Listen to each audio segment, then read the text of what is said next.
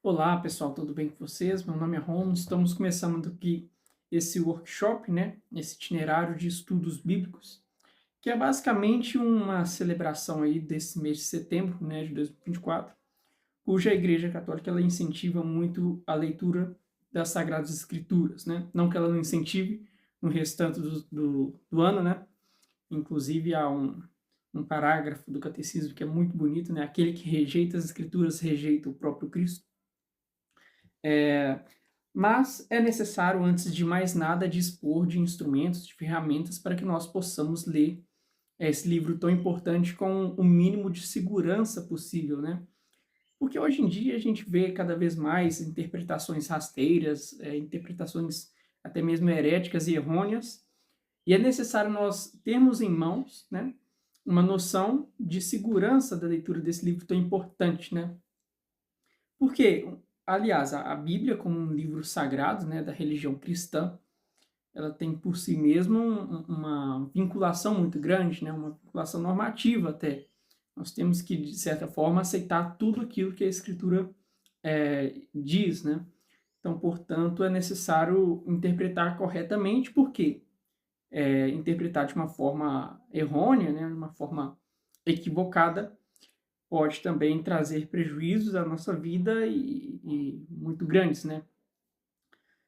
Bom, mas dentre os propósitos do curso, né, desse mini curso aí, com uma previsão de 4, 5 aulas, posto a necessidade de lermos com o maior nível de segurança possível, né, de responsabilidade, é necessário também pontuar algumas outras questões, né? A leitura das escrituras, sem dúvida nenhuma, ela ajuda imensamente em diversas outras áreas da nossa vida, seja física, né, espiritual principalmente. E São Tomás de Aquino ele dizia que diante de Êxodo, né, que diz dos 10 mandamentos, né, do Decálogo, o primeiro mandamento é amar a Deus sobre todas as coisas, né? E Santo Tomás ali refletindo, ele pensa o seguinte: poxa, é necessário amar a Deus. E eu só amo aquilo que eu conheço, né? Então, é necessário lançar mão, né? Realmente mergulhar nas Sagradas Escrituras para que nós possamos conhecer Deus, para que nós possamos amá-lo, né?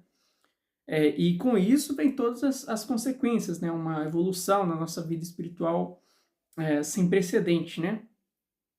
E também, principalmente, aprender a mudarmos de vida, né? As Escrituras, elas nos ensinam paradigmas de como nós realmente transformarmos o nosso cotidiano, né?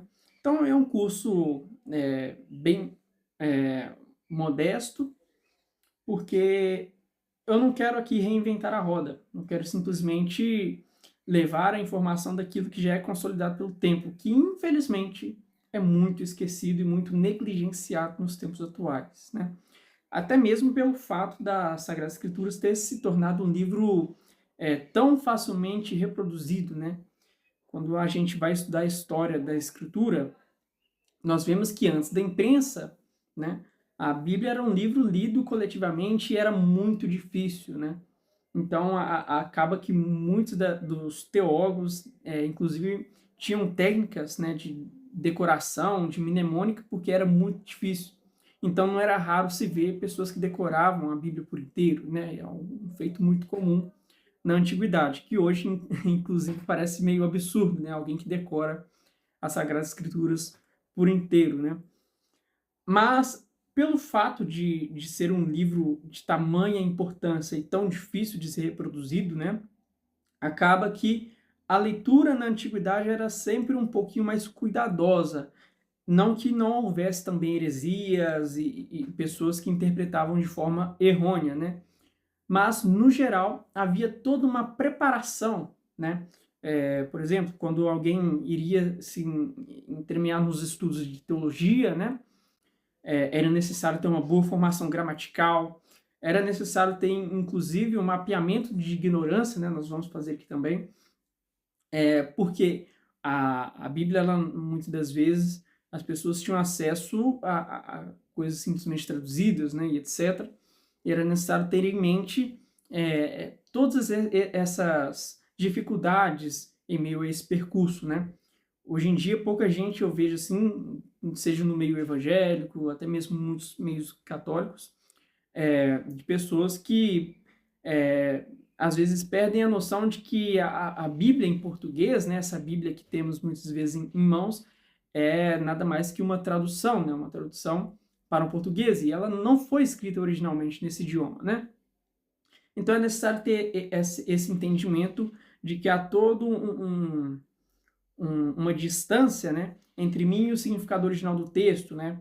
Um caso mais clássico assim que nós podemos ver, por exemplo, no livro dos Quatro Amores, do C.S. Lewis, né? Ele pontua a diferença dos quatro tipos de amores, né? Na Bíblia há toda essa diferenciação, né, de um amor que é dirigido a Deus, um amor que é dirigido a um amigo, a um familiar, né? Tem palavras diferentes, né? Para Deus é utilizada a palavra ágape, para um amigo é usado filia, né? Eu gosto, né? É, e para um parente seria storge, né? Alguma coisa assim. Então, há toda uma diferença gramatical que para português para todo mundo é amor, né? Eu posso dizer que eu amo uma coxinha e eu amo a Deus. E para a gente, por mais que a gente saiba que há uma diferença de nível entre um e outro, no idioma original isso transparece muito mais porque há mais palavras, o vocabulário é mais abrangente. Já no português a coisa já é meio que simplificada, né? Então é sempre ter noção de que há esse distanciamento e que, primeiramente, a primeira virtude que nós precisamos para ler as Sagradas Escrituras, e eu vou repetir isso aqui muitas vezes, é a humildade, não tem como. Bom, mas o que significa Bíblia, né? Biblion vem do grego, né? Bíblia, livros, né? Coleção de livros. Bíblia seria o plural, né? Seria livros. Você tem Biblion, que é livro, e Bíblia, que é livros, né? Então, Bíblia nada mais é que uma coleção de livros, né? Em sentido, vamos dizer assim, de um livro religioso, né? As Sagradas Escrituras, né? Que seria o termo mais correto, né? Nada mais do que a coleção de livros, né, que são promulgados por uma autoridade, né? Eu vou entrar ainda nesse debate se é promulgado, se é alguma coisa que é simplesmente reconhecida na realidade, nós vamos entrar nisso aqui. Mas, antes de mais nada, né, é necessário entender que a Bíblia, né, é a coleção de livros autoritativos da religião cristã, né? Seja ele do catolicismo, protestantismo, enfim, né, mas da religião cristã, redigidos pela própria igreja, né, pelos apóstolos, mediante uma inspiração divina. Então, o Espírito Santo inspirou os autores, né, os apóstolos, para que, de alguma forma, aquilo fosse transmitido para toda a igreja. Então, nada mais é do que a consignação por escrito daquilo que foi pregado, né, por Cristo. É uma das fontes da gente atingir necessariamente a pessoa do próprio Cristo. As Escrituras, ela é, de fato, a extensão da humanidade, né, de Cristo.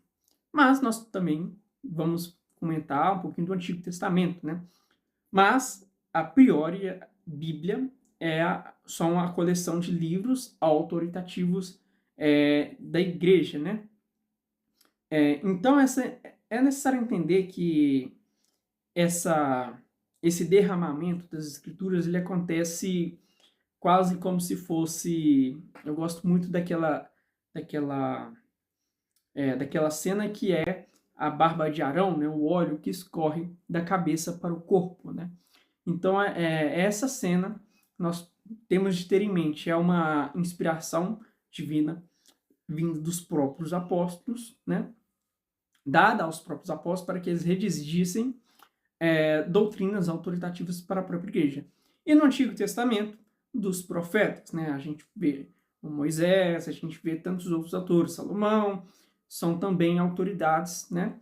Que, mediante essa inspiração divina, ditam coisas autoritativas para o restante da igreja, né? É necessário ter ideia de que a Bíblia é o registro mais fidedigno dos ensinamentos, né, de Deus, no geral. Seja Deus Filho, né, ou seja Deus Pai, né. que são uma trindade, são uma pessoa só, não são consubstanciais, etc. Mas é um registro fidedigno da própria pessoa e daquilo que ele promulga, como se fosse a nossa bula, né? Quando a gente compra um remédio, você tem um modo de usar ali, né? Como é que você vai usar uma coisa? A Bíblia é como se fosse a bula do ser humano. O que é errado, o que é certo, seja nesse aspecto moral, né? Um aspecto também intelectual, como é que eu conheço a Deus, né? Por isso que há tantos cânticos, há tantos louvores, há tantas orações, né? Que a Bíblia serve, sem dúvida nenhuma, de fonte de inspiração para a gente. Vamos lá. Antes de mais nada, eu gostaria de ler para vocês aqui algumas partes do Catecismo da Igreja Católica, que é muito interessante a esse respeito, que eu vou colocar como pontuações preliminares desse workshop aqui. Isso se faz necessário justamente porque há muita confusão no termo, por exemplo, palavra de Deus. Palavra de Deus não é Bíblia, palavra de Deus é Cristo. Quando nós lemos o prólogo, eu vou até colocar aqui na tela o prólogo do Evangelho de São João, por exemplo, né, que diz que no princípio era o Verbo, né, e o Verbo era Deus, e o Verbo, enfim, e o Verbo se fez carne, né, que é Cristo. Este Verbo não é Bíblia, é Jesus, a gente sabe disso, né? Então há muita confusão das pessoas que confundem a Bíblia com o próprio Cristo, né? Dizendo que a salvação é alcançada somente pela Bíblia. Isso não é verdade, a salvação é alcançada somente mediante Jesus Cristo. Isso é necessário consignar porque a Escritura é somente uma das extensões de Cristo, né? E eu vou tratar disso mais especificamente na segunda aula, mas um pouquinho aqui também. Então é necessário consignar o seguinte, né? O catecismo ele vai dizer o seguinte no parágrafo 134. Em latim está assim, né? Omnis scriptura divina unus liber est, et hic unus liber est Christus, quia omnis scriptura divina de Christo loquitur, et omnis scriptura divina in Christo impletur, né? O que significa, né? Toda escritura divina é um único livro. Esse livro é as Sagradas Escrituras? Não. Vocês vão dizer que este livro único é Cristo, já que toda a escritura divina fala de Cristo e toda a escritura divina se cumpre em Cristo. Então, inclusive o catecismo vai dizer, se não for assim, é uma letra morta, né? Porque a realidade da salvação, antes de mais nada, ela é uma realidade material, uma realidade sobrenatural também, né? Mas ela é algo necessariamente fora da própria letra, né? A letra não salva, ela se dirige a algo que está fora dela, que é o próprio Cristo, né? O catecismo também vai dizer, no parágrafo 108, o seguinte, ó, todavia a fé cristã não é uma religião do livro. O cristianismo é a religião da palavra de Deus. Não de uma palavra escrita e muda, mas do verbo encarnado e vivo, né? Que é Cristo Jesus, né? O catecismo continua assim. Para que as escrituras não permaneçam letra morta, é preciso que Cristo, palavra eterna de Deus vivo, pelo Espírito Santo nos abra o Espírito a compreensão das Escrituras, né? Ele é bem claro.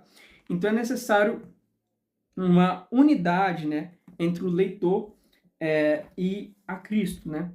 Então, com isso, é uma pontuação preliminar importantíssima, porque senão daqui pode sair qualquer loucura, né?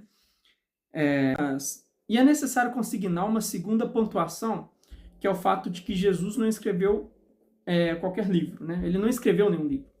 Diga-se de passagem que a única vez que Cristo escreveu, né, que há relatos nas Escrituras que Cristo escreveu, foi na perícope da mulher adúltera, né, aquele trecho da mulher adúltera, onde estavam ali muitos dos judeus ali apedrejando, né, muitos fariseus apedrejando a mulher adúltera, e Cristo vira para todos ali e diz, né, qual de vocês não tem pecado? E ali eles vão deixando as pedras em chão, e Jesus escreve, né, na areia. É o único momento das Sagradas Escrituras que há registro do próprio Jesus, o Verbo eterno encarnado, escrevendo. Então, quem escreveu as Escrituras, né, ou foram os profetas, foram as autoridades, etc., sejam do Antigo ou do Novo Testamento, mas não há consignação de Deus necessariamente escrevendo diretamente, fora a Tábua dos 10 Mandamentos também, né? Que é bem discutido também, porque foi quebrado, foi feita outra depois. Então, tudo que a gente tem é da igreja e para a igreja, né? Dizer que, ao contrário, é anacrônico. Por que é anacrônico? Porque, se for assim, você está desconsiderando que o próprio profeta ou o próprio apóstolo é a própria igreja, né? Faz parte também. Muita gente fala, a igreja ela simplesmente reconhecia algo que era um dado da realidade. Peraí, um dado escrito por quem? Pelos apóstolos. Então, peraí, quer dizer que os apóstolos não eram igreja? Então, é necessário consignar isso. Segundo,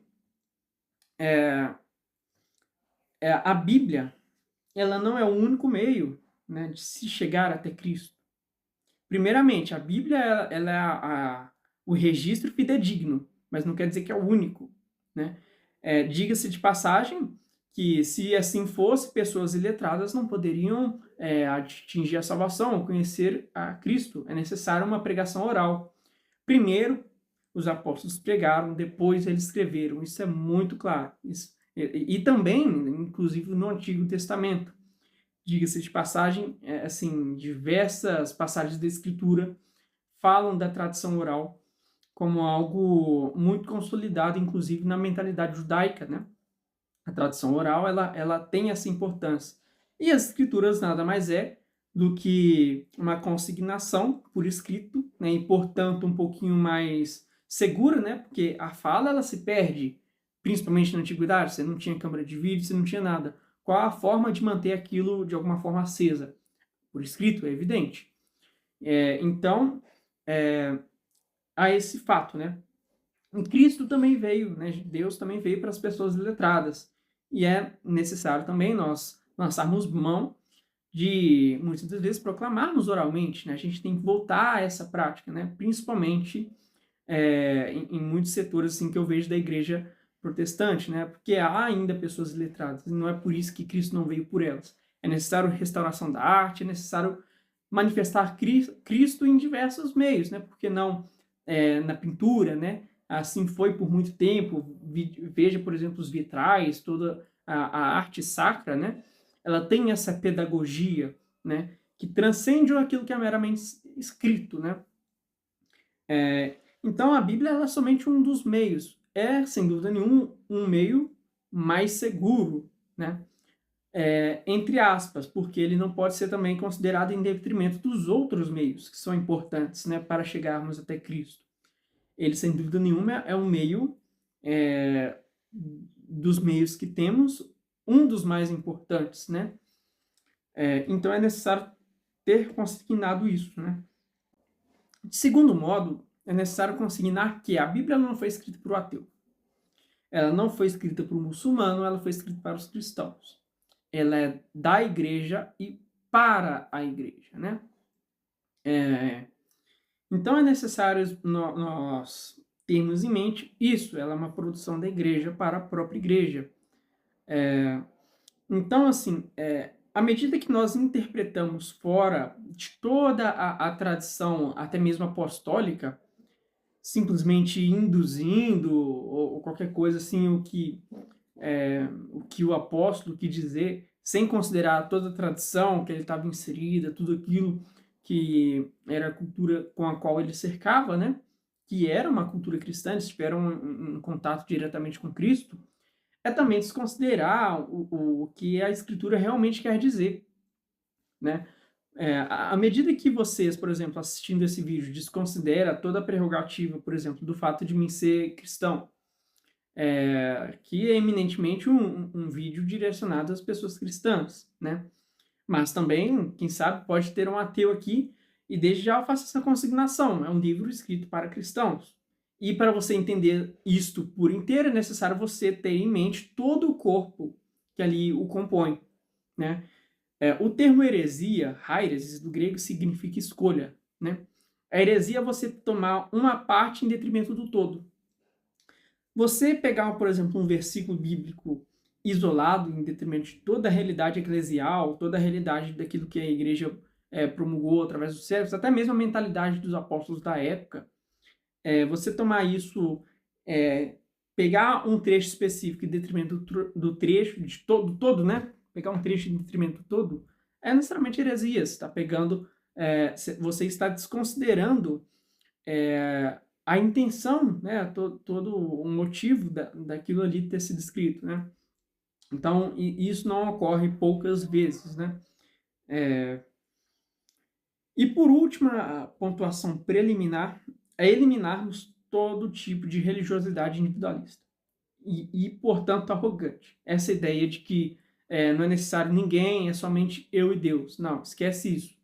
As Sagradas Escrituras elas foi escrita para a igreja como um todo, né? Não tem como você compreender todo o corpo da Escritura ignorando o fato de que ela foi escrita para a coletividade. Diga-se de passagem, né, um dos textos mais bonitos, né, que a fé vem pelo ouvir, né, e ouvir a palavra de Deus. E para ouvir é necessário que tenha alguém que proclame, né? E vendo toda a tradição litúrgica, seja judaica ou seja a católica, há muito essa questão da liturgia da palavra em que se abre as Sagradas Escrituras, né? Todos permanecem aceitados, né? E todos comumente, não de uma forma individual, de uma forma coletiva, escutam esta palavra, né? Então é necessário ter essa disposição de nós, como coletividade, estarmos ouvindo, né, a palavra de Deus. Vamos lá. Então, começando aqui, por que acreditar na Bíblia, né? Poderia pontuar, né, eu como cristão, poderia pontuar diversos fatos, né? O fato número 1, né, é o fato dela predizer coisas e as coisas acontecerem. Né, o fato de, por exemplo, em Isaías, né, por exemplo, ter a parábola do servo sofredor, profetizar a vinda de Cristo e ele realmente vir, morrer e ressuscitar. Segundo ponto, né, muita gente fala assim, isso foi uma invenção dos próprios apóstolos, né?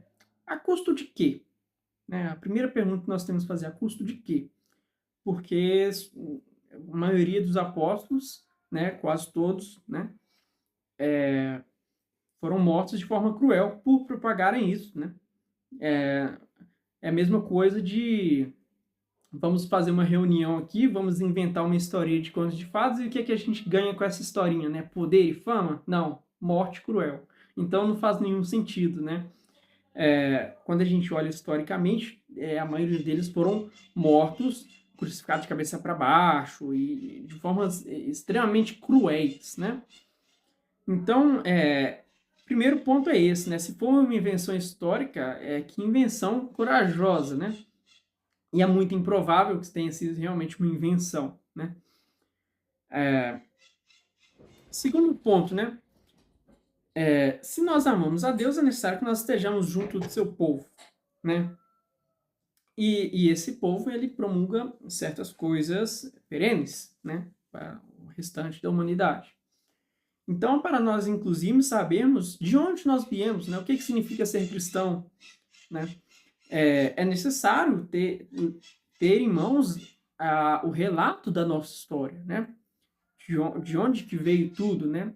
Que as coisas não caem necessariamente do céu. Então, a Bíblia ela também é um modo do cristão se conhecer e conhecer a Deus, né? Mas fora isso, a Bíblia, o fato de nós, do porquê acreditar nela, é exatamente essa comunhão e a sucessão apostólica. Essa mensagem não chegou por mim através, sei lá, de uma revelação, de uma coisa exterior. Não, é necessário que veio alguém para pregar para mim. Então, é uma sucessão, né, de pregação e etc. que chega até nós. Mas, dentre os fatos do porquê acreditar, A confiabilidade. A Bíblia, isso é consenso acadêmico, ela é o livro mais seguro do mundo. Primeiro, pelo fato do tanto de manuscritos que se tem, manuscritos antigos. Quando nós vemos no Antigo Testamento, nós temos a figura, por exemplo, dos escribas. Os escribas eram parte do povo judeu que consignava por escrito, palavra por palavra, né, o Antigo Testamento do povo judeu, né? E também no Novo Testamento os monges copistas, né? Então, pelo fato de haver toda essa necessidade do fato de que não havia imprensa, a necessidade de estar o tempo todo copiando, né, produzindo novos manuscritos, acaba facilitando, inclusive, o trabalho arqueológico, né? Então, dos livros que se tem, é o livro que se tem mais manuscritos, né? E é como se fosse, assim, ó, lançando mão aqui de uma figura de linguagem, é como se esses manuscritos fossem a consignação por escrito de uma palestra. Da mesma forma como eu dou essa aula aqui, é como se eu tivesse um largo auditório, né? Onde as pessoas escrevem, né? Elas estão escrevendo aquilo que eu estou ditando. Vamos supor que caiu, sei lá, um meteoro e a maioria da humanidade foi extinta, né? E qual o modo da arqueologia funcionar nesse sentido? Escavaria, sei lá, um alienígena, sei lá. A humanidade foi extinta, o alienígena pousou na Terra e quer saber do ser humano, por exemplo. Ele vai lá cavar e vai saber, que teve um auditório e realmente parece que essa palestra aconteceu, porque olha o tanto de cópias que se tem e elas casam entre si, né? Então, é como se esses manuscritos fossem a parte mais segura, assim. O número de relatos consignados por escrito é muito grande, né? Seja pelo fato dessa tradição dos escribas e dos monges copistas, né? Então isso traz uma autoridade muito grande. Não quer dizer que não vai ter discussão a respeito de cânon e etc. E é justamente o que nós vamos entrar agora. O fato de haver muitos manuscritos, não, vamos pensar bem, não diz necessariamente que algo aconteceu ou algo não aconteceu, né? Diz que aquilo é muito provável. Dentro dos livros de literatura, é consenso acadêmico que a Bíblia ela tem um nível de confiabilidade maior do que a Ilíada e a Odisseia, por exemplo. O fato de que, sei lá, muitos imperadores existiram. Então, assim, o nível de confiabilidade dela é realmente muito grande no nível científico, né? No nível religioso, sem dúvida nenhuma, nós devemos acreditar naquilo como palavra de Deus, né? Porque há uma inspiração divina, sem dúvida nenhuma. Contudo, o que é cânon? Né? A gente vê muito a discussão a respeito do que é o cânon. Cânon, né, ela é uma vara de medir, né? Ela é literalmente uma vara, uma régua. Né? Quando você vai usar, vai medir uma coisa de A até B, né? Tem uma distância. Então, o cânon, ele vai medir essa distância, porque, aliás, havia muitas consignações por escritos, né? A gente sabe disso. Contudo, alguns manuscritos têm mais e outros têm menos, né? Vamos supor que nesse auditório, algumas pessoas anotaram toda a palestra e a maioria anotou pouca coisa, né? Ou, digamos que houve alguém posteriormente que quis adicionar ou melhorar o meu discurso e acrescentou alguma coisa, né? Porque a gente sabe o que é acrescentado e etc. Tudo isso vai cair naquilo que é o cânon.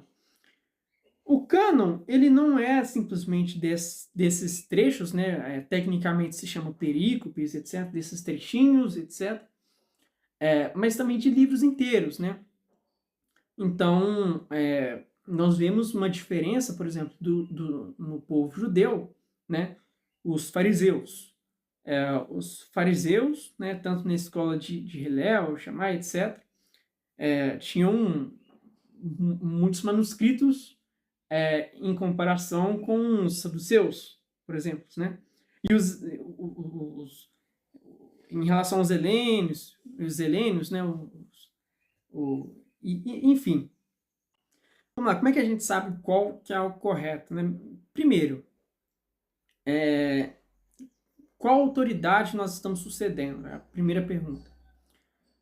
Quando nós vemos, por exemplo, o livro de Gênesis, a gente vê que isso é quase consenso acadêmico também, de que foi um livro primeiramente de transmissão oral. As pessoas elas contavam para depois, sei lá, algumas gerações depois, consignarem por escrito. Então há uma tradição oral que antecede uma tradição escrita. Primeiro as pessoas falavam e depois escreviam, né? Até porque papel era caro. Não havia computador, notebook, um Word ali para escrever, evidentemente, né? Então a confiabilidade também desses próprios manuscritos, primeiramente, é onde eles se encontram, né? Eles se encontram num lugar de um respaldo grande, né? Um lugar talvez por onde o próprio profeta esteve, né? O próprio apóstolo, né? Isso era de livre circulação entre os locais, então há um nível de confiabilidade, né? A mesma coisa, eu dei essa palestra, essas pessoas realmente estavam lá, ou é de segunda mão? É uma pessoa que leu o relato da minha palestra e sei lá, decidiu fazer um resumo, um PDF. Então, essa questão da autoridade, de pesar manuscritos, ela é muito importante para nós sabermos qual o cânon correto, né? Então, vamos lá. Primeiramente, no Antigo Testamento, a gente vê que dentro dos cânones judaicos, né, havia os saduceus, né? Os saduceus, eles aceitavam somente a Torá, né? Que é a Torá, né? A Torá, ou a lei, ela é os 5 primeiros livros, né, do Antigo Testamento, né? A Torá, ou a lei, né, que é esses 5 primeiros livros, eles constituem os seguintes, né? Gênesis, Êxodo, Levítico, Números e Deuteronômio, né? Esses são os 5 primeiros, né? Essa divisão, né, eles aceitavam somente esses 5, o povo saduceus, era o fato, muitas das vezes visto, inclusive no período de Cristo, o fato de que são exatamente esses 5 livros que são os mais citados por Cristo, né? Porque era o livro que era aceito por todos os povos judaicos ali, né? Todas as divisões judaicas. Contudo, havia também um segundo povo, de uma segunda tradição, né? Que são os fariseus, né? Haviam também diversas escolas dentre os fariseus que aceitavam mais escritos e menos escritos, né? Mas uma coisa que era consensual dentre os fariseus, né, são os livros dos profetas, né? Então, é como se fosse dividido o Antigo Testamento em 3 partes, praticamente. A Torá, que seria a lei, né, que são esses 5 primeiros, Gênesis, Êxodo, Levítico, Números e Deuteronômio. Os profetas. Dentre os profetas, nós temos algumas divisões também. Algumas escolas aceitavam só uma, outras aceitavam 2, outras aceitavam 3. Havia uma grande divergência nisso. Dentre os profetas, né, nós temos aqueles que chamamos de profetas anteriores, né, que é respectivamente Josué, Juízes, 1 Samuel, 2 Samuel, 1 Reis e 2 Reis, né? Dentre os profetas posteriores, né, também ditos maiores, né, são os profetas, né, os livros de Isaías, Jeremias e Ezequiel, né? E a terceira parte, né, que seriam os 12 profetas menores, seria Oséias, Joel, Amós, Obadias, Jonas, Miqueias, Naum, Abacuque, Sofonias, Ageu, Zacarias e Malaquias, né? São os 12 profetas menores, né? E aí, esses 3 grupos, né, profetas anteriores, os profetas posteriores e os 12 menores, constituem toda essa coleção dos livros dos profetas, né? Fora isso, os fariseus também aceitavam os escritos, né? Posteriormente, eles denominaram Ketuvim, né? Que são Salmos, Provérbios, Jó, Cantares, Ruth, Lamentações, Eclesiastes, Esther, Daniel, Esdras, Neemias, 1ª e 2ª Crônicas. é necessário consignar o seguinte: as escolas divergiam muito dessa lista, principalmente nos escritos. A maioria das listas, por exemplo, não continha o livro de Esté, é uma coisa bem polêmica. Inclusive, no manuscrito do Mar Morto, que é uma descoberta bem recente, não tem o livro de Esté. E assim, havia grande discussão a respeito de quais livros integrariam e quais não integrariam. Contudo, um tempo depois, né, foi promulgado, né, isso já depois de Cristo, né, provavelmente por volta ali do ano 90 depois de Cristo, até mesmo pela uma rejeição à figura do próprio Cristo, ocorreu o que se chama de Concílio de Jamnia, que decidiu que o cânon do Antigo Testamento fecharia somente com esses livros, né, incluindo Esther e entre outros, acabando assim com toda aquela briga, né.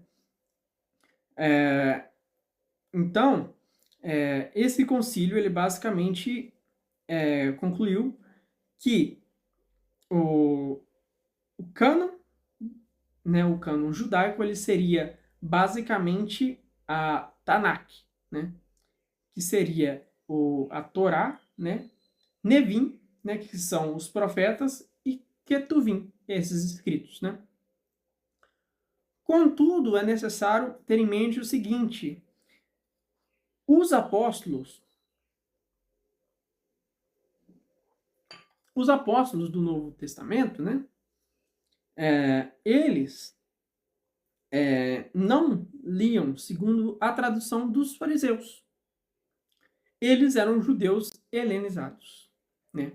O fato deles serem de um grupo judeu distinto dos fariseus, né, e também distintos dos saduceus e dos essênios, é o fato de que, por exemplo, a leitura que eles tinham do Antigo Testamento era uma leitura feita em grego. O Antigo Testamento ele foi escrito em hebraico, né? Em sua maioria. Contudo, os apóstolos eles liam tudo aquilo em grego, né? Por onde que eles liam? Através da Septuaginta, né? E como é que se nota isso, por exemplo, no Novo Testamento? Diga-se de passagem, olha, a citação que Mateus faz, né, de Isaías, né?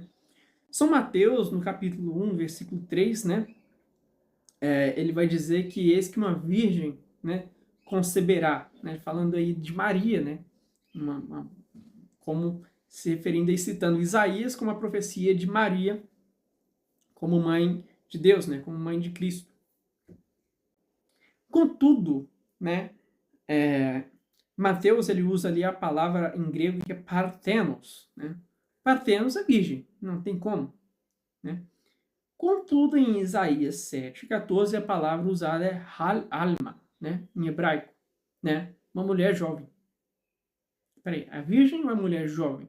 Mulher jovem é muito mais abrangente do que uma virgem, né? Então, assim, esse é somente um dos fatos de que os apóstolos eles liam o Antigo Testamento em grego. Na Septuaginta, quando nós checamos, nós vemos lá que a tradução do grego, né, da palavra alma foi traduzida como parthenos, né? Então a citação dele está correta, mas é feita a partir de uma fonte já de uma tradução, né? Qual que é o problema, né? A Septuaginta e diversos outros, sejam em suas demasiadas versões, né, ela tinha livros a mais, que são chamados deuterocanônicos, que eram, por muitos grupos dos próprios fariseus, também vistos como canônicos. Era um debate muito forte. Mas, dentre os livros que são aceitos na Igreja Católica, né, que foi aí consolidada pela tradição e etc., né, é o livro de Tobias, Judite, Sabedoria, Eclesiástico, Baruque, 1º e 2º Macabeus e alguns trechos de Daniel e Esther, tá bom? É necessário consignar que muita gente confunde que pelo fato de que os apóstolos liam a Septuaginta e etc., e portanto em grego, acham que os deuterocanônicos foram escritos em grego. Muito provavelmente não. Então é necessário consignar aqui, apesar de que sim, muitos desses deuterocanônicos podiam estar contidos na Septuaginta, né? Não se tem uma confirmação de que esses livros foram de fato escritos em grego. Até muito pouco tempo se achava que, por exemplo, livros que foram eminentemente achados escritos em grego, né, acharam que foram realmente escritos em primeira mão em grego, mas não foram, né. Dentro dos idiomas deuterocanônicos, né, eu vou consignar alguns aqui, né. O livro de Tobias, ele foi escrito em hebraico. Judite, também em hebraico. Sabedoria do Salomão é um dos mais polêmicos pelo fato de que só temos manuscritos em grego também. Eclesiástico também foi escrito em hebraico, apesar de que muitos estudiosos vão falar que não, pelo fato de que a maioria dos manuscritos é em grego, mas o manuscrito do Mar Morto derruba isso facilmente. A gente acha ali trechos em hebraico. Primeira Macabeus, também em hebraico, e segundo Macabeus, provavelmente também em hebraico, mas só temos em grego, né? É difícil especular a respeito sobre, né? Um dos mais polêmicos é o livro de Eclesiástico, pelo fato de que muita gente fala, esse é um texto atribuído a Salomão, né? A autoria de Salomão, e foi escrito em grego, né? E, peraí, como assim? Entretanto, nós vemos aí, vou até deixar aqui na tela, né, partes, né, do livro de Eclesiástico, né, vide o 2Q18 e o 11Q5 do manuscrito do Mar Morto, né, e o livro de Tobias também, ambos em hebraico, né, derrubando aí por terra a narrativa de que são livros que, pelo fato de conterem na Septuaginta, são escritos originalmente em grego. Isso não é verdade. Muito provavelmente, mesmo que a Septuaginta seja uma tradução, é necessário entender que ela é uma tradução. Então, antes de mais nada, se ela é uma tradução, quer dizer que é algo do original que o antecede, né? Se eu vou traduzir, por exemplo, Homero, ele não pode ser escrito originalmente em português. Isso é evidente. Então, o primeiro fato é esse, né? Se é uma tradução, não faz sentido eu traduzir algo do meu próprio idioma. Então, esse é o primeiro fato, né? Então, nós temos esse problema, né? Então, por que a Igreja Católica aceita isso? Se o cânon dos judeus, né, não aceitam esses 7 livros, né? Porque esse cânon dos judeus que não aceitam esses livros são exatamente dos judeus que não aceitaram, inclusive, que não aceitaram a Cristo, né? Inclusive, dentro do contexto do Concílio de Jamnia, havia o que se chamava de bênção contra os hereges, né? Em hebraico seria Birkat Haminim, né? Que era uma bênção basicamente assim precatória aos cristãos, né? Em rechação ao falso Messias, que seria Jesus Cristo, né? Enfim, os hereges para os fariseus eram os próprios cristãos, né? E essa unificação do cânon do Concílio de Jamnia, né? Ela tem 4 critérios. O primeiro é ser escrito em hebraico. Segundo, estar escrito dentro da Palestina. Isso aqui é muito interessante, né? Não haveria de se aceitar qualquer manuscrito fora da Palestina. O terceiro, ter sido escrito até a volta do exílio da Babilônia. E o quarto e o mais subjetivo de todo, que provavelmente foram o fato de eles terem tirado o sétimo, né? Os 7 livros, estar de acordo com o restante da Torá. Pelo fato de, por exemplo, o livro de Sabedoria, né, conter referências óbvias à própria figura de Cristo como Messias, né? Eu até gostaria de ler aqui para vocês o versículo, e claramente ele consegue ser até mais claro do que Isaías no que se diz respeito a Cristo, né? Veja a partir aqui, né, do versículo 12 do livro de Sabedoria, capítulo 2, né? Diz o seguinte: cerquemos o justo porque ele nos incomoda. É contrário. Olha só, cerquemos o justo, né? Ele é justo. E ele nos incomoda. É contrário às nossas ações. Ele nos censura por violar a lei e nos acusa de contrariar a nossa educação. Ele se gaba de conhecer a Deus e chama a si mesmo filho do Senhor. É claríssimo, né? Sua existência é uma censura às nossas ideias. Basta sua vista para nos importunar. Sua vida, com efeito, não se parece com as outras e os seus caminhos são muito diferentes. Ele nos tem por uma moeda de mau quilate e afasta-se de nossos caminhos, como de manchas. Julga feliz a morte do justo e gloria-se de ter Deus por Pai. Ou seja, ele chama Deus de Pai. Quem é que chama Deus de Pai, gente? É, a tradição cristã chama de Cristo de Filho de Deus, né? Literalmente. Vejamos, pois, se suas palavras são verdadeiras e experimentemos o que acontecerá no dia de sua morte. Vamos experimentar. O livro de sabedoria está falando o seguinte, né? Ele nos ofenderá e nós devemos experimentar o que vai acontecer no dia da sua morte, né? Porque se o justo é filho de Deus, Deus o defenderá e o tirará das mãos dos seus adversários. É exatamente o que eles gritaram no pé da cruz, né? Desce daí, né? Se não é filho de Deus, eles estão citando o livro de sabedoria, né? Então, assim, era muito claro na mentalidade judaica, né?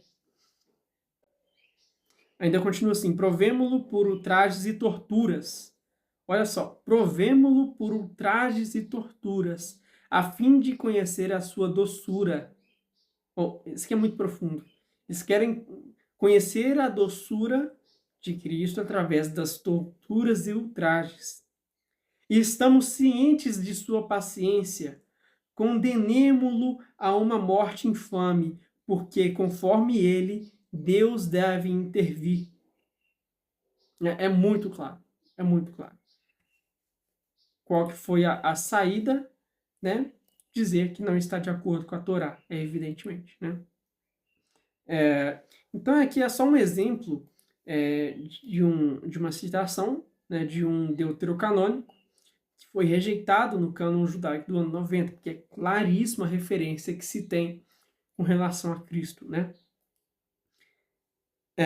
Posto isso, né, o motivo do qual a Igreja Católica aceita esses livros é justamente pelo fato de que o cânon dos judeus é posterior aos próprios apóstolos. Cristo, né, que é o Deus encarnado, deu autoridade aos apóstolos e não aos judeus. Diga-se de passagem que os apóstolos necessariamente eram o verdadeiro povo judaico, né? Neles ficavam realmente a vinculação que antes pertencia aos profetas do Antigo Testamento. Então é necessário dizer isto, né? Já quanto ao Novo Testamento, né, não há divergência entre protestantes e católicos, apesar de que houve também muito debate, o debate dos apócrifos, etc. Contudo, toda essa, por exemplo, eu esqueci até de pegar, tem um aqui na minha biblioteca, um apócrifo muito interessante. Mas havia muitos, né? E foram basicamente rejeitados no Concílio de Hipona e de Cartago, né? Por volta do ano 393 e 397, né? Então ficaram, né, 27 livros do Novo Testamento, né? Dentre as regras também, algumas regras muito importantes, né? Também de não contradição, mas regras como ser de livre circulação entre as igrejas e etc. Né? Contudo, a gente sabe, né, muito claramente que há uma divergência com relação ao Antigo Testamento.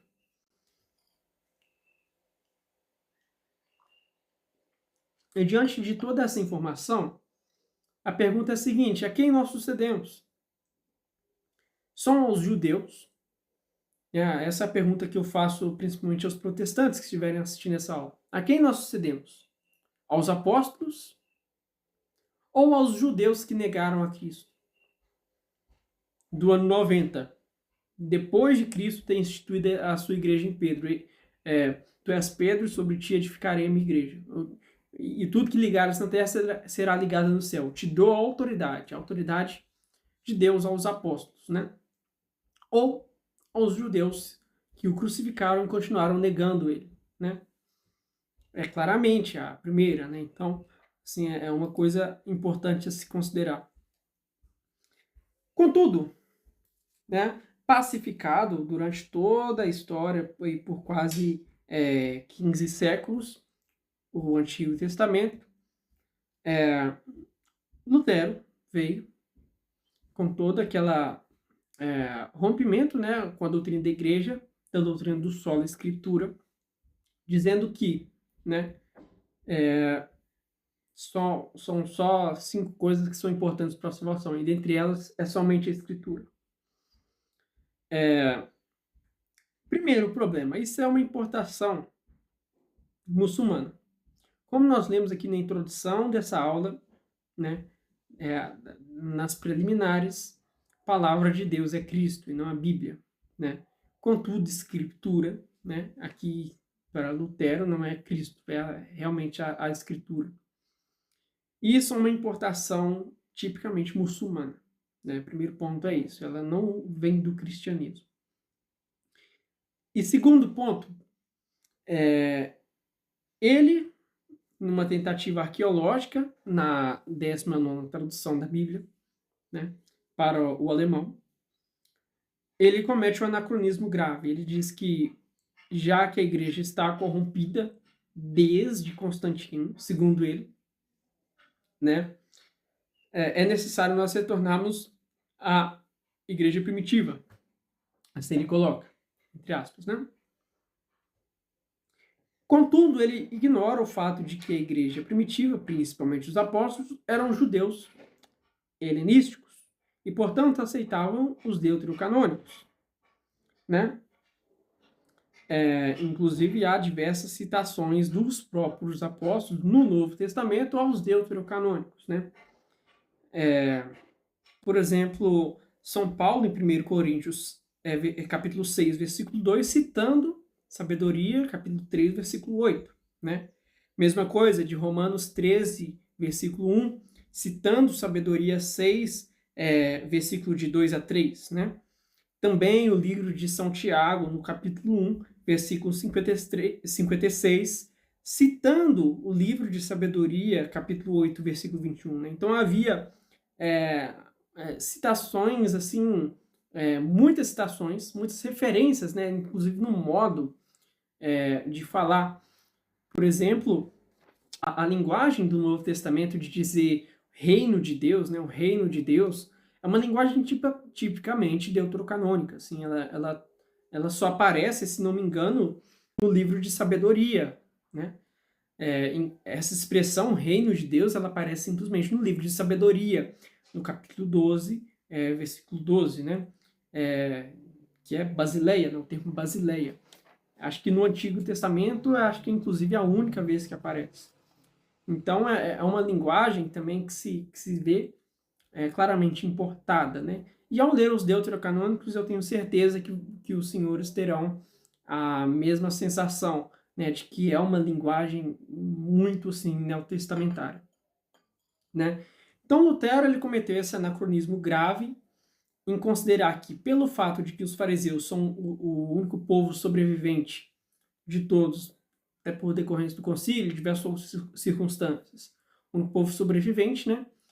Ele julga esse povo posterior a Cristo como o povo que tem sobre si o cânon correto do Antigo Testamento, né? Então, o que o Lutero acaba fazendo foi pegar o povo errado, né? A tradição judaica incorreta. Porque os apóstolos, eles não eram judeus da escola dos fariseus, vamos dizer assim, eles não eram. Eles eram judeus helenísticos, eles liam a Septuaginta, né? Eles falavam em aramaico e grego, né? Então, o que Lutero faz é um anacronismo ao pegar o povo subsistente já posterior a tudo isso e cometer um anacronismo grave, né, de achar que este povo é o mesmo povo dos apóstolos, né? E não é. Antes fosse só esse o problema de Lutero, né? Diga-se de passagem, inclusive vou deixar no material para vocês, a 19ª tradução para o alemão da Bíblia, né? Muita gente fala, né, outra narrativa. Lutero veio para deixar a Bíblia na mão do povo, né? Peraí, a tradução que ele fez para o alemão foi a 19ª edição. Né? Ou seja, haviam 18 edições antes dele, né, que inclusive continham, né, os deuterocanônicos, né? Peraí, se ele, na verdade, veio resolver um problema que não estava decidido em concílio, e realmente não estava decidido em concílio, mas já era basicamente consensual, né? Lutero, né, fez essa 19ª edição, mas houve 18 edições anteriores que tinham os deuterocanônicos, né? Primeiro ponto é esse. Segundo ponto, essa 19ª tradução, ela é muito problemática. Além de retirar 7 livros do Antigo Testamento por considerar o cânon dos judeus do ano 90 como cânon válido, ao invés de aceitar o cânon dos apóstolos, né? Na 19ª edição, Lutero colocou nada mais, nada menos do que uma introdução, né, chamando a carta de Tiago de carta de palha. Assim, é uma coisa muito injustificável, né? Eu estou deixando aí para vocês na imagem o manuscrito original, né, na tradução original. Lutero ele diz o seguinte, né, nessa primeira tradução: em resumo, o Evangelho de São João, a sua primeira epístola, as epístolas de São Paulo, especialmente aos Romanos e Gálatas e Efésios, e a primeira epístola de São Pedro, esses livros que mostram a Cristo e ensinam tudo o que é necessário para saber para ser salvo, mesmo que você nunca veja ou ouça outro livro ou ensinamento. Entretanto, a epístola de São Tiago é uma verdadeira epístola de palha, ou seja, não serve para nada. Ela é uma epístola de palha em comparação com eles, pois realmente não tem nada de evangélico, não tem nada de cristão, não sei o que está fazendo aqui. E isso será tratado mais adiante em outra parte. Ele finaliza essa introdução. O que ele trata depois é que o livro de Tiago há a consignação da doutrina de que a fé sem obras é morta. Dentro da doutrina de Lutero, nós só somos salvos somente pela fé. E outro aspecto muito interessante dessa tradução de Lutero é que ele acrescentou somente, né, que é o versículo que fala que nós somos salvos pela fé. Mas ele acrescentou a palavra somente. Ardilosamente, né? Então, essa primeira tradução foi muito infeliz. Ele demorou quase 10 anos para lançar uma segunda tradução, reiterando, colocando de volta o livro de Tiago, né? Mas deixando de fora os 7 livros deuterocanônicos, né? Isso é um grande problema, ao meu ver.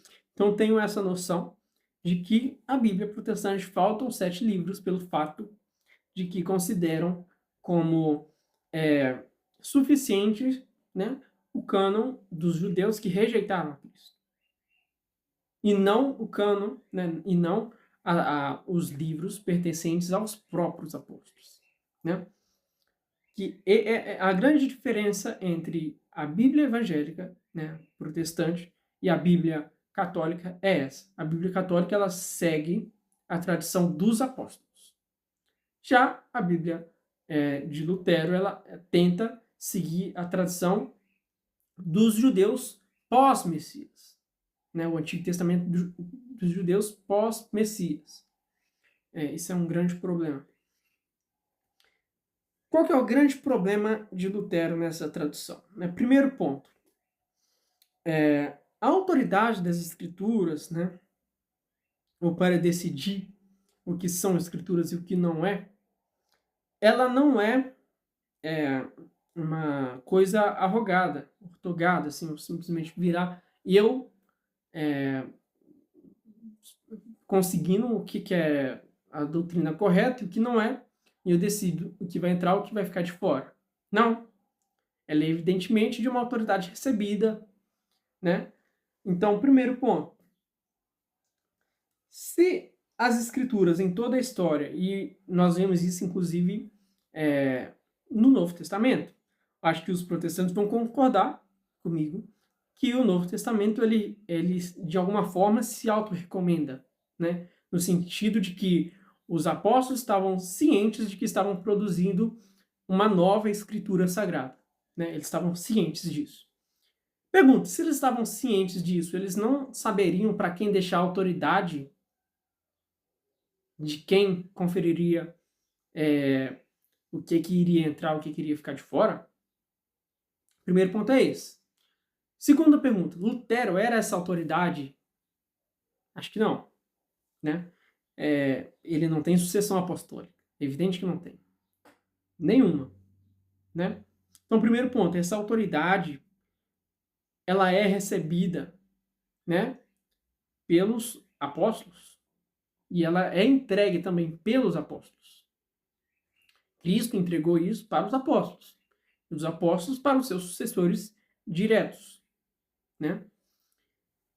E segundo ponto, né? Se há toda essa bagunça, toda essa questão, e os apóstolos não iriam deixar isso a Deus dará, vamos dizer assim, se a escritura é realmente tão importante como é, eles não deixariam isso sem autoridade, sem alguém que de alguma forma organizasse isso tudo, né? Segundo ponto, um aspecto divino, Deus, já que há toda essa confusão, Deus não proveria meios suficientes para que aqueles que são incultos ou indoutos terem um mínimo de segurança para saber o que é escritura e o que não há? Se a escritura é tão importante, inclusive, para nós conhecermos o que é a salvação, Deus não iria prover meios suficientes para que pessoas incultas soubessem disso? Através da igreja, evidentemente, através dessa autoridade, né? O símbolo que eu usei no início dessa aula foi a barba de Arão, né? Que é o óleo que escorre pelo corpo, né? Para que você tenha acesso ao óleo, é necessário que você esteja em união com o corpo. Deus instituiu uma igreja, né? Você ter acesso à cabeça, é necessário você ter acesso aos membros. Isso é necessário, né?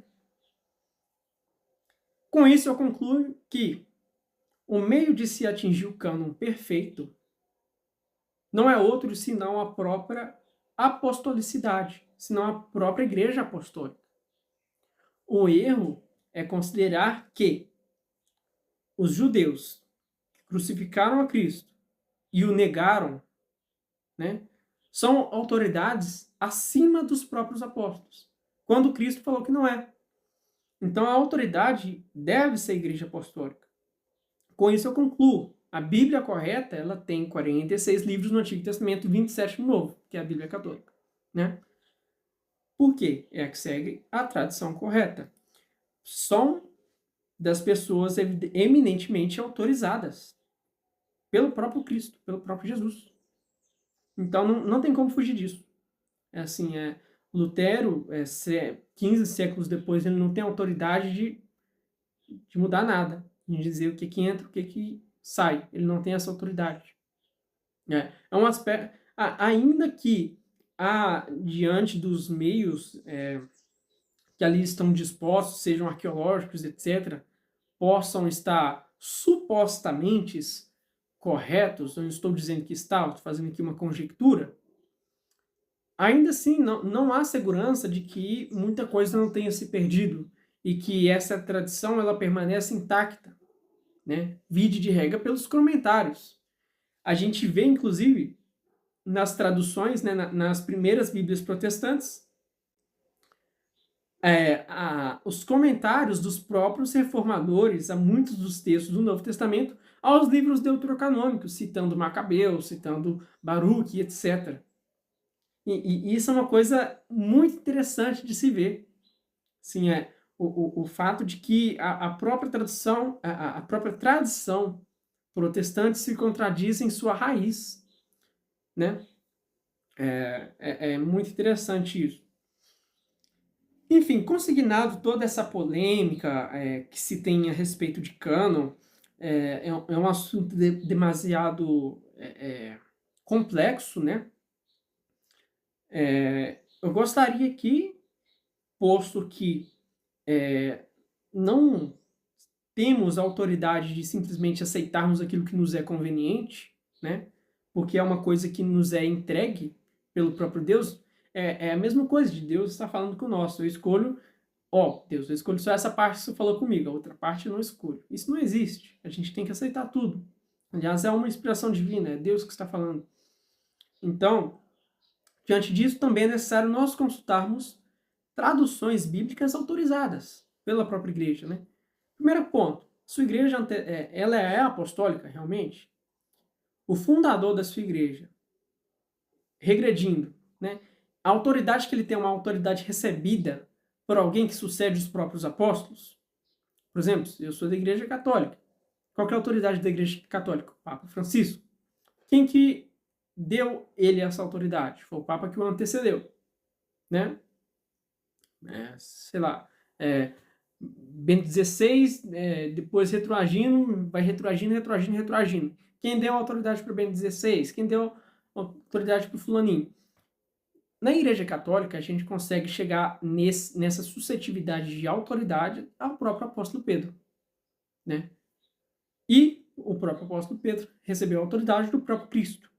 Cristo virou para Pedro: tu és Pedro, sobre esta pedra edificarei minha igreja. E a gente vê pelo tratamento, né? Não vou entrar aqui em detalhes disso, a gente vê pelo tratamento e etc., em diversas fontes, que Pedro, dentre os apóstolos, era aquele que tinha mais autoridade. Em todas as listas, por exemplo, aqui é só um exemplo do Novo Testamento, que citam os apóstolos, Pedro é sempre citado em primeiro. Sempre. A tratativa que se tem com relação a ele é totalmente diferenciada. E Pedro, né, deu a sua autoridade para Cisto, né? Cisto para Cleto, né? Depois para Clemente, até chegar no Papa Francisco, né? Chegar em Francisco. Então, mediante essa autoridade que é recebida, não uma autoridade que eu, virando aqui, mediante uma revolta, falo, eu sou a própria autoridade e vou afirmar uma coisa, é necessário também nós consultarmos traduções, né? Porque, aliás, a Bíblia não foi escrita em português, ela foi escrita, como nós vimos, no Antigo Testamento em hebraico e o Novo Testamento em grego. Nós consultarmos traduções originais. Dentre as traduções católicas, tem-se, primeiro, uma tradução principalmente latina, né? Para o português, uma tradução a partir do latim, por ser uma língua mais próxima, né? Mas também tem traduções que são de acordo com os textos originais, né? E também as que consideram as duas tradições, tanto em latim quanto aos dos originais, né? E, evidentemente, essa última é melhor, né? Consultando todas essas traduções. Então, aqui fica a recomendação de algumas bíblias para vocês, né? Algumas traduções. A Bíblia de Jerusalém, uma tradução muito boa, né? E a Bíblia do Padre Mato Soares, né? A tradução do Padre Mato Soares, e da CNBB. Essas são excelentes para estudo, tá bom? Para vocês realmente irem ali e consultar termos, etc. Assim, até mesmo com dicionário em português, para quem não tem perícia em grego ou em hebraico. É uma Bíblia boa para que você possa examinar mesmo a escritura no português, com dicionário em português mesmo, etc. Né? A do Mato Soares, ela tem uma linguagem um pouquinho mais coloquial, um pouquinho mais clara, e de Jerusalém um pouquinho mais acadêmica, digamos assim, né? Agora, para leitura devocional, né, uma leitura mais orante, para prática devocional, eu recomendo a tradução da Bíblia Ave Maria e do Padre Mato Soares também, por ser essa linguagem um pouquinho mais simples, né, um pouco mais acessível. São essas duas que eu recomendo. Todas essas são traduções autorizadas, né, pela igreja, né? Eu tenho algumas traduções aqui também protestantes, do fato que eu, quando eu era protestante, para quem é protestante, né? e não tem essa preocupação com traduções autorizadas, ainda assim há traduções que são boas. Eu gosto muito da Almeida Corrigida e Fiel, ela tem uma tradução interessante, né? Apesar de, evidentemente, ela não ser autorizada pela Igreja Católica, apesar de faltar 7 livros, né? Mas do que se tem ali aqui é um conselho para os protestantes, né? A Almeida Corrigida e Fiel é muito boa. A NVI, ela é interessante também, são geralmente essas. Todas as Almeidas, eu gosto muito da Corrigida e Fiel, né? E a NVI, né, a nova versão internacional. São traduções aí interessantes, assim, aceitáveis, né? E são isso, né? Essas são as minhas recomendações. E a partir da próxima aula nós já iniciaremos aí o estudo necessariamente dos sentidos, de como está lendo, de reconhecer qualquer um dos sentidos, né, da escritura, o que é moral, o que é literal, o que é simbólico e etc, né? Então, portanto, a aula de hoje foi essa. Eu agradeço vocês a paciência. Qualquer dúvida, estou à disposição também. Um grande abraço.